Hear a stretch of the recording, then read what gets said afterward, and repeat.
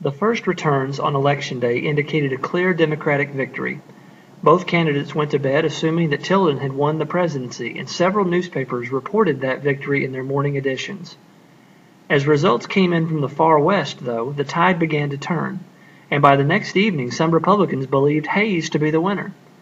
When the dust settled, Tilden had won the popular vote, 51% to 48%, but with 184 votes was one short of an Electoral College majority.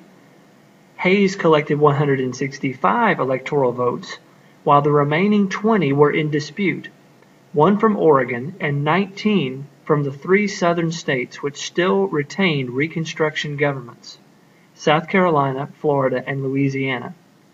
In Oregon, the Democrats were disputing a Republican elector on a technicality, but in the three southern states, both parties were claiming victory in close elections and charging the other party with vote fraud. The Constitution did not provide for the unprecedented scenario of a disputed presidential election, as distinct from an election simply lacking a candidate with an electoral majority, as in 1800 and in 1824. The Electoral College controversy would drag on for months, not reaching resolution until almost the eve of the scheduled inauguration on March 5, 1877. Both parties hurled accusations. Debate sometimes reached a fever pitch, and General William Sherman ordered 4 artillery companies to the nation's capital. The crisis sent newspaper sales soaring, although responsible commentators tried to quiet fears of renewed civil war.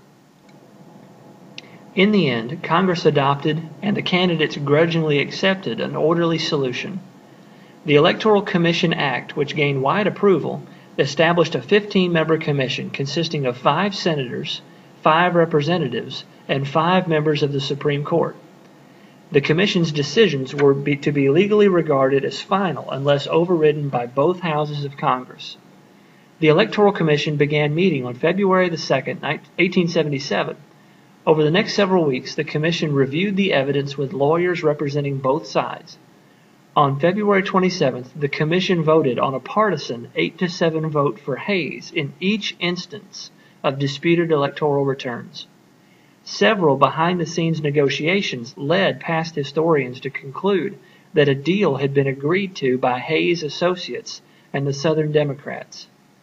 After a long session of Congress ending at 4:10 a.m. on March 2nd, Rutherford B. Hayes received all 20 contested votes, allowing him to win an Electoral College majority and thus the presidency by 1 vote, 185 to 184. 3 days later, on Monday, March 5th, Hayes delivered his inaugural address. As anticipated, Hayes removed the remaining federal troops in the South from political duty, guarding the state houses, and the era of Reconstruction formally ended.